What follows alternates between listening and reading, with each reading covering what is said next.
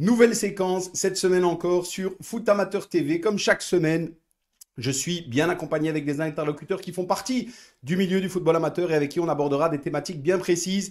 Celle-ci, je pense, le sera d'autant plus puisqu'elle concerne l'entièreté du football amateur francophone. J'accueille pour ce faire Monsieur Eric Landsman. Bonjour Eric, comment allez-vous? Est-ce que vous m'entendez? Bonjour Julien, je vous entends très bien. Eh bien, très bien. Merci d'être avec moi aujourd'hui. Donc, vous êtes directeur sportif du centre de formation de Tubize Braine, actif évidemment depuis de très nombreuses années dans le milieu du football amateur. Vous avez occupé différentes fonctions aussi. Et on est ensemble aujourd'hui pour parler d'une thématique bien précise, un projet de réforme, je vais l'appeler comme ça, vous m'en direz un petit peu plus évidemment, mais au départ des tables rondes, donc vous allez nous expliquer un petit peu tout ça. Dites-nous un petit peu quel est le principe de ces tables rondes. À la base, tout est parti d'un échange que j'avais, d'échange que j'avais avec Bernard Gaspard, qui est le directeur sportif de l'Olympique de Charleroi, et pour lequel on échangeait nos visions de formation respectives. Et puis, on s'est rendu compte que, à travers nos discussions, ces discussions ne nous concernaient que nous et que, je veux dire, au niveau de nos instances, au niveau de la CFF, entre autres, on n'avait pas cette possibilité de pouvoir se rencontrer, de pouvoir rencontrer nos homologues sportifs au niveau de la formation. Et donc, l'idée au départ était surtout celle-là, c'était de pouvoir justement nous permettre en tout cas de nous rencontrer, de pouvoir débattre de thèmes sportifs différents. Et tout est parti de là. Alors on Et défend au beaucoup départ, simplement, Monsieur Linsman, on défend oui. beaucoup évidemment cette notion de communication. Déjà un point important, c'est Mhm. certainement un des éléments qui a, on va dire, conduit vers ces tables rondes. C'est peut-être à un moment donné le manque de communication entre les clubs et peut-être avec certaines structures dirigeantes. Oui, tout à fait. Donc, nous, on a senti ce manque et on avait envie un peu d'avancer, d'évoluer et de pouvoir partager avec d'autres clubs et d'autres personnes qui sont dans les mêmes fonctions que nous et qui partagent notre quotidien. Et voilà, toute la problématique de la formation des jeunes, on a envie d'échanger avec eux parce que voilà, on estimait que c'était, je veux dire, au niveau de nos instances, un manque à ce niveau-là. Justement, Monsieur Lanzmann, dites-nous un petit peu, vous allez nous expliquer un petit peu plus tard, toutes les personnes qui font partie de près ou de loin de ce projet, et évidemment tout l'intérêt, c'est d'apprendre que ce sont finalement des personnes qui connaissent extrêmement bien les sujets qui sont abordés, mais le Mhm. principe de ces tables rondes, une forme d'insatisfaction, je vais dire, sur certains aspects du milieu du football amateur chez les jeunes, dites-nous un petit peu plus précisément ce que ça donne, et finalement vers quoi potentiellement on tend avec ce projet de réforme. Oui, donc voilà, dans l'idée générale, dans un premier temps, c'est que on est quand même un peu perturbé par un système dans les championnats chez nous, des systèmes de montée et descente qui sont un peu à l'encontre, je veux dire, d'une approche formative. Donc là, c'était un des premiers thèmes qui nous titillait et pour lequel on avait envie de débattre. Et d'autant plus que je veux dire, cette problématique n'est pas rencontrée dans d'autres entités que sont le football élite ou bien dans le football, dans la partie néerlandophone de notre pays, qui eux ont pris des options différentes et qui, à nos yeux en tout cas, vivent cette formation de façon beaucoup plus sereine. Et pour les joueurs, il y a certains avantages évidemment dont ils ont bénéficié que nous pas quoi, à ce niveau-là. C'est vrai. Donc ça, c'était. Vous avez notamment listé toute une série finalement de constats communs que vous avez effectués ensemble via différents clubs aussi. On parle souvent hein, des différences qui existent dans le milieu du football amateur, dans les notions de formation. Vous parlez ici des championnats avec les montées et les descentes. Il y a beaucoup d'autres constats qui ont été effectués. Oui, tout à fait. On a notamment, on a aussi chez nous un système de coefficients au niveau provincial, hein, c'est-à-dire que les clubs sont, entre guillemets, cotés par rapport à un certain nombre d'équipes et le niveau par rapport auquel ils se situent. Et donc, voilà, ça ouvre la porte à certains clubs et pas à d'autres. Et on trouve ça pas normal et pas tout à fait juste parce que, je veux dire, il y a des clubs qui ont de la qualité dans leur formation, mais qui n'ont pas accès à des championnats C'est vrai. interprovinciaux ou autres à ce niveau-là. C'est Et vrai. donc ça, c'était aussi un point sur lequel on aurait aimé pouvoir en discuter avec nos instances et voir avec eux s'il n'y avait pas moyen de trouver un système différent que celui qui est actuellement en place et qui pénalise, je pense, pas mal de clubs parce que les accès aux championnats, notamment interprovinciaux, ne sont pas si nombreux que cela, quoi. Ce sont des accès par province.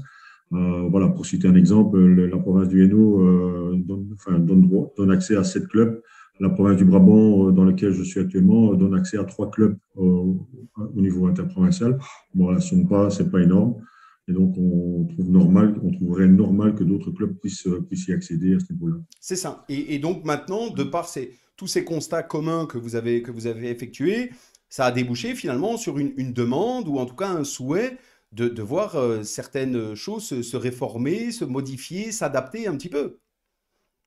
Oui, tout à fait. Ben, en plus, il y a un système de labelling qui est actuellement, je veux dire, en place chez nous. Donc, on aurait peut-être souhaité pouvoir, à travers ce labelling, peut-être pouvoir bénéficier d'une autre façon de pouvoir organiser nos compétitions. Et donc, on aurait aimé voilà, que nos instances puissent nous entendre et nous écouter à ce sujet-là, en sachant que dans nos tables rondes, on a eu l'occasion d'avoir, je veux dire, un retour de la part d'un formateur qui est actuellement dans la CFF et qui auparavant était dans la branche néerlandophone et qui donc forcément connaît bien les deux systèmes et a pu les comparer et Ah, les nous donner fameuses des points de. différences entre le football francophone et l'irlandophone, il y en a beaucoup, hein. Oui, oui, certainement. Il y en a certainement, certainement dans leur système, notamment de labelling, qui est différent d'une autre.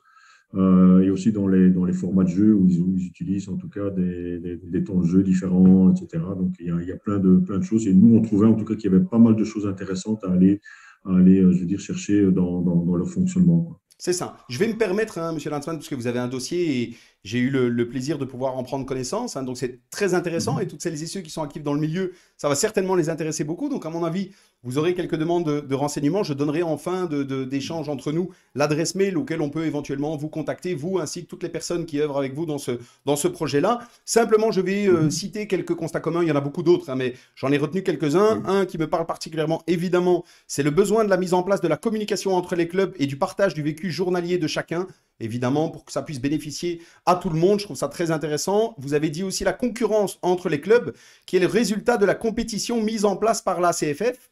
Un autre qui est le temps beaucoup trop long pour accéder à certaines compétitions pour certains centres de formation, comme vous l'avez très justement dit. Encore un autre, les championnats en formule montée-descente en parfaite opposition avec la notion de formation. Ou Mhm. encore, les jeunes wallons qui ne bénéficient pas d'assez de temps de jeu par rapport au reste du pays et au monde professionnel. Vous avez d'ailleurs dans votre document listé par rapport à ces problématiques de temps de jeu, les différences qu'il peut y avoir entre un jeune joueur de football qui évolue en Wallonie, peu importe hein, la région dans laquelle il évolue, le temps finalement sur Oui. l'entièreté de sa formation qu'il va avoir pour jouer des rencontres, et vous avez fait des comparatifs avec notamment Voetbal Vlaanderen évidemment, mais aussi la Pro League, où là encore, il y a des distinctions, et finalement le jeune Wallon est celui qui joue le moins sur l'entièreté de sa formation. Le moins, tout à fait. Tout à fait. Le jeune Wallon joue le moins. Et si je peux vous donner quelques chiffres rapidement, on va prendre la catégorie des 8, par exemple, qui chez nous nous joue 2 fois 25 minutes. Ça fait 50 minutes pour autant de jeu. En Pro League, ben, il joue 5 fois 15, donc 75 minutes. C'est qui fait déjà une différence de 25 minutes à chaque match. C'est énorme. Et en partie flamande, il joue 4 fois 15, 60 minutes. Donc, nos joueurs reçoivent le moins de temps de jeu. Et je ne vois pas pourquoi ils devraient recevoir moins de temps de jeu que tous les autres footballeurs du royaume, Tout quoi. à fait d'accord. Est-ce que vous avez, Monsieur Lansman, par rapport à tout ça, on sait que ça va faire certainement réagir dans le positif et peut-être un petit peu moins. Chacun, de toute façon, se fera son idée. Ici, l'idée, Mhm. évidemment, est collégiale. Votre but à vous, aujourd'hui, ainsi que les autres personnes qui sont avec vous, c'est d'en faire profiter à l'entièreté du football amateur. Est-ce que vous avez le sentiment que ce genre de démarche est plutôt bien perçu ou en tout cas bien prise en compte par les différentes instances dirigeantes? Déjà, comme vous le dites, nous, on a voulu surtout, c'est concerner tous les clubs. Et je pense que tous les points qu'on a énoncés, je veux dire, sont de nature à intéresser l'ensemble des clubs. Tout à fait. On parle de clubs, je veux dire, d'un plus petit niveau, d'un plus grand niveau, ou d'une plus grande ou une plus petite structure. Je pense que tout le monde, je pense, doit retirer des avantages à cette approche. Maintenant, je voudrais aussi signaler, c'est que au niveau de la CFF, dès nos premières tables rondes, on a joué en tout cas la transparence, c'est-à-dire qu'on a eu l'occasion d'inviter des membres de la CFF. Le premier d'ailleurs a été David Elferrière, hein, qui est le président de la CFF, et d'autres personnes comme Noël Dalabella, qui est un coordinateur sportif de la province du Hainaut. On a eu avec Bernard Gaspard la possibilité d'échanger avec la frange technique de la CFF. Et donc là, en tout cas, on les a mis au courant dès le départ de notre approche, de nos souhaits. et on continue de le faire, d'ailleurs, parce que déjà, on n'a rien à cacher. On n'est pas en opposition, ce n'est pas une question d'être en opposition avec eux. On veut simplement pouvoir leur soumettre des idées, des idées de genre de terrain, c'est ça qui est important. Hein, si on accumule un peu le nombre d'années d'expérience avec les clubs qui constituent cette table ronde, ça fait déjà quelques siècles d'expérience. Mais justement, Monsieur Lanzmann, je me permets justement, ça fait partie évidemment des questions, je pense que c'est intéressant. Est-ce que vous pouvez nous en dire un petit peu plus sur finalement qui sont, on vous avoue aujourd'hui, vous avez mentionné Monsieur Gaspard, qu'on salue aussi, que j'ai eu également, d'autres personnes peut-être qui font partie finalement de ce contingent de passionnés, on va dire ça comme ça, et puis finalement quasiment d'experts aussi. Oui, absolument. Donc, à la base, après l'entretien que j'ai eu avec M. Gaspard, on a réussi à concerner 4-5 clubs dans un premier temps. Et puis, ces 4-5 sont devenus 10. Et lors de notre dernière table ronde, on avait quand même 30 clubs qui étaient présents. Donc, ça veut dire que on a des clubs qui sont représentatifs de toutes les provinces. Province du Hainaut, province de Namur, le Brabant wallon. Et dans la province du Hainaut, il y a la partie le centre, il y a Charleroi, il y a la Wapie. Et donc, voilà, on a petit à petit réussi à sensibiliser, je veux dire, pas mal de clubs. Et encore une fois, ce sont des clubs qui vivent à des niveaux différents, que ce soit en provincial, en national. Mais tout le monde, en tout cas, y a trouvé un intérêt et a marqué son intérêt à continuer, en tout cas, de maintenir la possibilité de se rencontrer le plus souvent possible à ce niveau-là. C'est ça. Et je suppose que tous les autres clubs qui entendraient notre échange ensemble sont aussi les bienvenus. Si vous avez demain encore énormément de clubs qui veulent se joindre à vous, est-ce que vous avez suffisamment de place? Oui, tout à fait. On a, notamment via Bernard Gaspard, on a eu l'occasion de profiter des installations de l'Olympique de Charleroi, hein, qui permettent en tout cas d'accueillir pas mal de monde. Hein, et on a toujours été très très bien accueillis chez eux. C'est une des marques de fabrique du club d'ailleurs, et on les en remercie à ce niveau-là. Très bien. Mais donc, je préciserai, ce sera de toute façon remis encore dans le petit post ici de l'échange sur nos différents réseaux. Mais une adresse mail a d'ailleurs été créée pour toutes celles et ceux qui font partie de clubs et qui souhaiteraient en savoir un petit peu plus, peut-être participer à ces réflexions, ces tables rondes, comme vous l'avez dit, et peut-être même à ce projet de réforme de manière un petit peu plus concrète. Donc, l'adresse mail, je la cite, c'est foot.jeune.francophone@gmail.com. Et je reprécise, foot.jeune avec jeune au pluriel, francophone au pluriel aussi, @gmail.com. Je la remettrai de toute façon dans les posts de cet échange. Mais voilà, d'ores et déjà, n'hésitez pas à contacter Monsieur Lanzmann, Monsieur Gaspard, peu importe qui vous répondra, mais en tout cas, vous serez bien accueillis. Simplement par rapport à tout ça, quelles sont les prochaines étapes, Monsieur Lanzmann, avant qu'on aborde peut-être quelques thématiques qu'on abordera encore dans de futures interviews? Dites-nous un petit peu quelles sont les prochaines étapes. Mais une des étapes qu'on vient de franchir, c'est au-delà de notre discussion, c'est de pouvoir en tout cas diffuser de façon un peu plus importante, je veux dire, tous les résultats de ces tables rondes, c'est-à-dire que un passage par la presse, entre autres, un passage dans votre émission, hein, et on vous remercie encore de nous accueillir. Avec plaisir. Et donc voilà, c'est de continuer de diffuser notre message et de permettre en tout cas à encore plus de clubs de prendre connaissance en tout cas de nos souhaits et de pouvoir nous rejoindre s'ils le souhaitent. Et puis par après, voilà, ce sera de pouvoir à un moment donné présenter, je veux dire, on a parlé de toute une série de points, je veux dire, depuis le Et il y en a début de encore cette beaucoup d'autres. émission, c'est de pouvoir les présenter. Pardon? Et il y en a encore beaucoup d'autres, je dis. Et il y en a encore beaucoup d'autres, puisque à travers d'autres tables rondes, on va certainement développer d'autres thématiques, certainement dans les prochaines semaines, les prochains mois. Mais la finalité, à un moment donné, ce sera voilà, d'être entendu par nos instances et qu'on puisse en tout cas leur proposer le fruit de toutes ces réunions et de tout ce partage avec les responsables sportifs des différents clubs. C'est ça, avec l'espoir, évidemment, au final, après tout ça, de peut-être voir certaines modifications adoptées, intégrées dans notre système formatif. Absolument, c'est ce que nous on souhaite en tout cas. Enfin, on est de toute façon convaincus que dans nos démarches, elles sont en tout cas au bénéfice des enfants, des joueurs. Donc voilà, notre priorité, elle est là.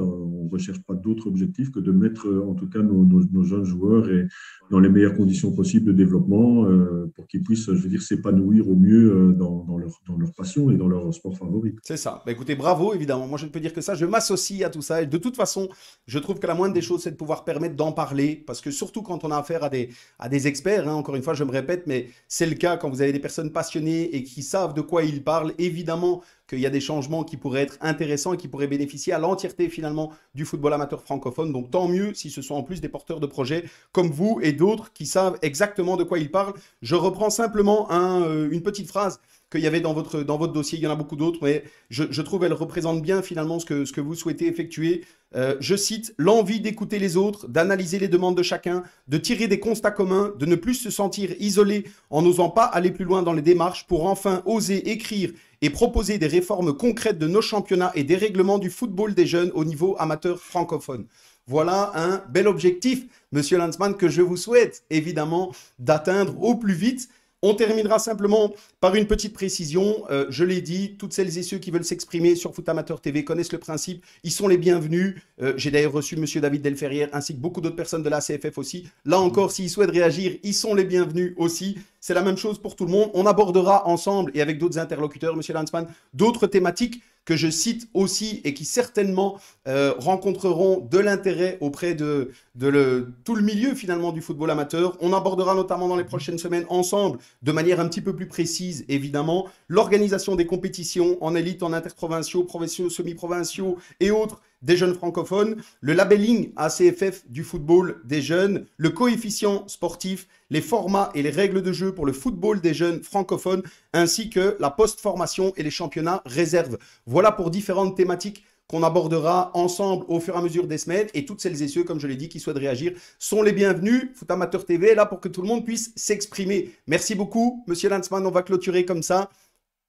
Allez-y. Merci beaucoup de votre invitation. Merci en tout cas de nous avoir donné l'occasion de nous exprimer et de pouvoir, je veux dire, en tout cas, tenter de diffuser en tout cas ce qui est notre passion à tous. Nous sommes tous des passionnés et on a tous envie en tout cas de faire les choses au mieux pour notre jeunesse qui mérite bien qu'on s'intéresse à lui en tout cas. Tout à fait d'accord. Ben là encore, c'est plus qu'honorable. Donc, je ne peux que souhaiter que tout ça évolue positivement. Jusqu'où, on verra bien, mais au moins que ça continue à évoluer positivement. Merci beaucoup pour votre participation, monsieur Lanzmann.